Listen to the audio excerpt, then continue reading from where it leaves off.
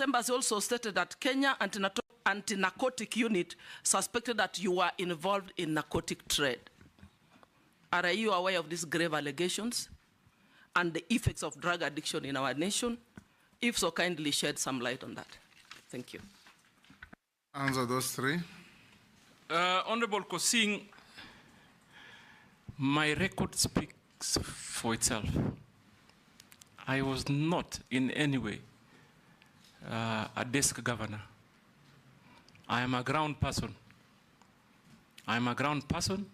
That is why I left Mombasa County with the best cardiac center in the country and possibly in the continent. I left Mombasa County with state-of-the-art cancer treatment center. I left the county with a lot of social development programs that are on record.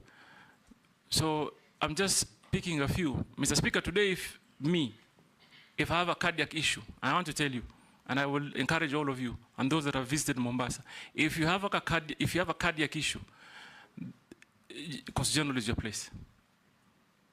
Because they have the state-of-the-art cath lab with well-trained doctors that constantly do open heart surgeries, fix cardiac issues quickly, and that was my leadership. So I provide leadership, and I will. And in the mining and blue economy and maritime, if you approve me, I will hit the ground running, Mr. Speaker. On matters of licensing, I don't know whether this committee understands the process that is applied on licensing, but I'll quickly share from what I found out. And I'm saying that this I found out from the private sector. Number one, you go to the potential area and engage either the landlord or the communities or the county. Then you get a consent. Then online, there is what they call the cadastre that covers the whole country in potential areas in matters mining. Then once you have the consent, you peg on the cadastre. And then at that point, you do a physical license application. And I've already heard of many instances that people have falsified documents to peg on the cadastre. That is number one hindrance on efficiency on issuing license. Because then therefore, a true potential, and this basically mostly is done by speculators.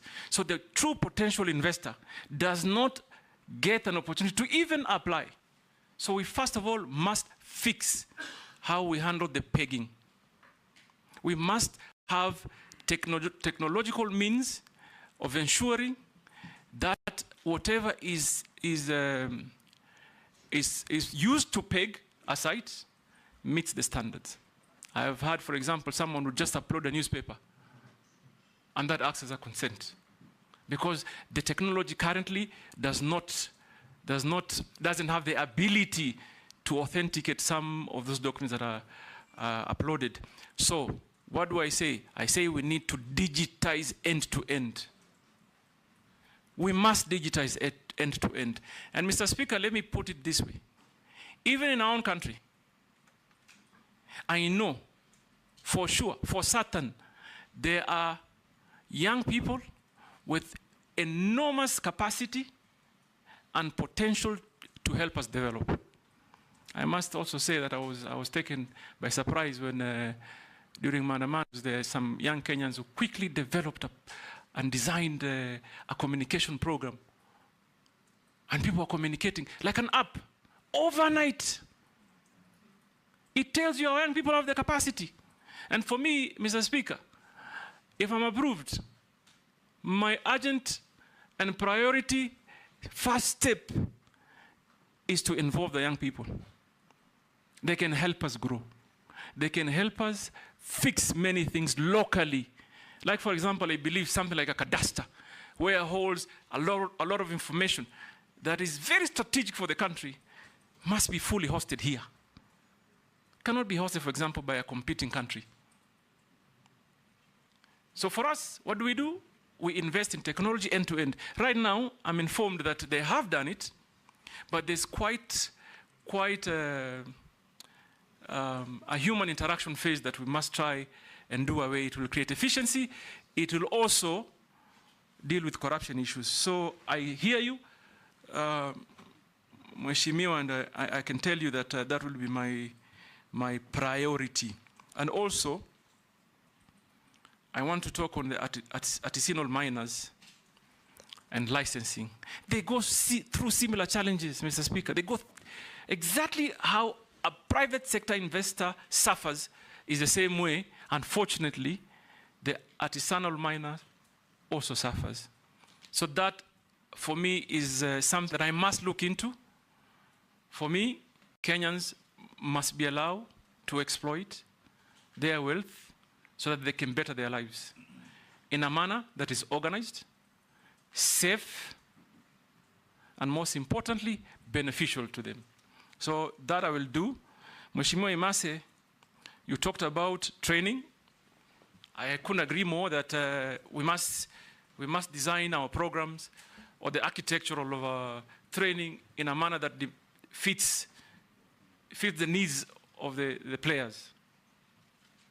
We must do that. I mean, there's no two ways. What do I think I will do? Obviously, I will begin by evaluating the Bandari Academy. But I'm going also to try and forge partnership with, for example, Technical University of Mombasa, the universities around the lake areas, and many others, because those job opportunities are not only for the coastal people. They are not only, they're for every Kenyan. And therefore, we must create a partnership in designing an architectural plan that conforms to what the industry needs. And I will work closely with private sector. Mr. Speaker, finally, Honorable Emase talked about a citizen that sent you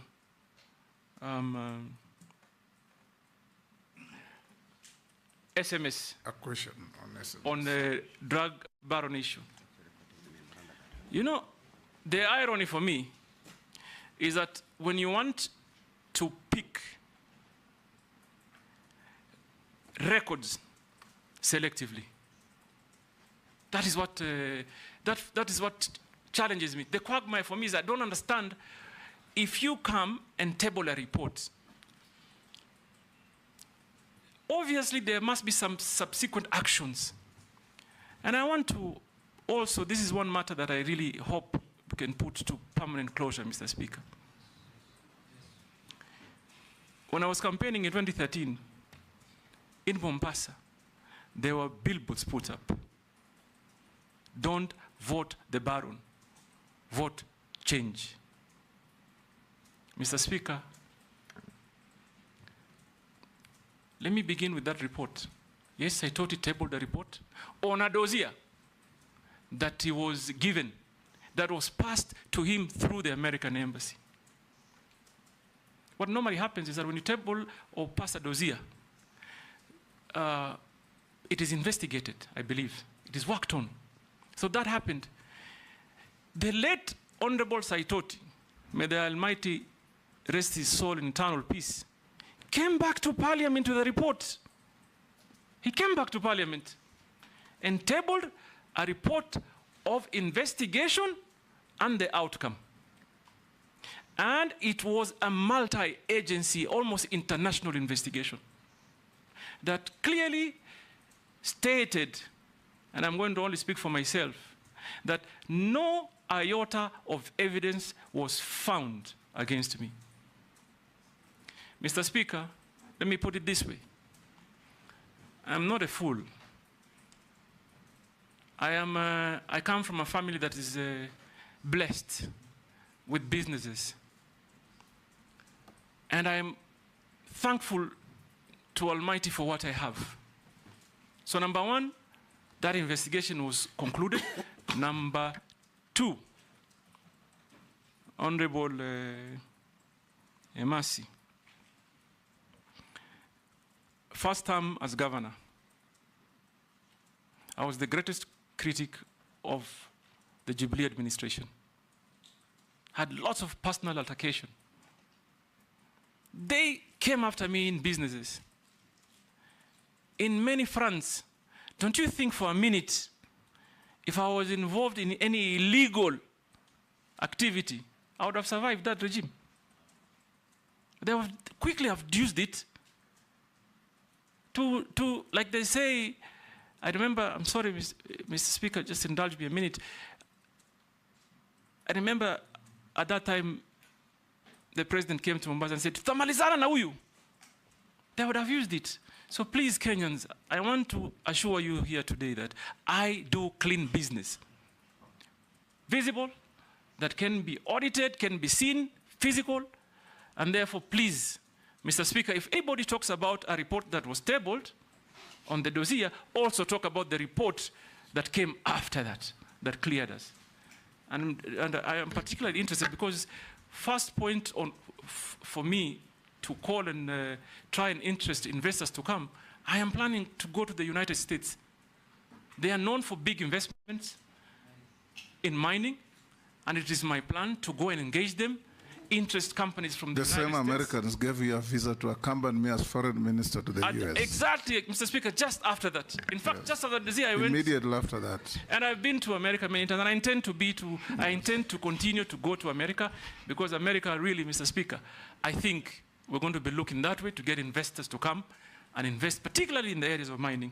So, Mr. Speaker, that matter, again, I hope it comes to permanent closure. Because it's all like education, it comes up only when they're seeing an opportunity. But don't be pigeonholed to America. There are even bigger mining countries like Australia. No, in Canada, Australia. Others, yes. And even here, by the way, Mr. Speaker, I don't know whether you know, I've just found out, in fact, just yesterday, that Kenyans have invested heavily in mining in Tanzania. So even here, we have them. Are you talking about me?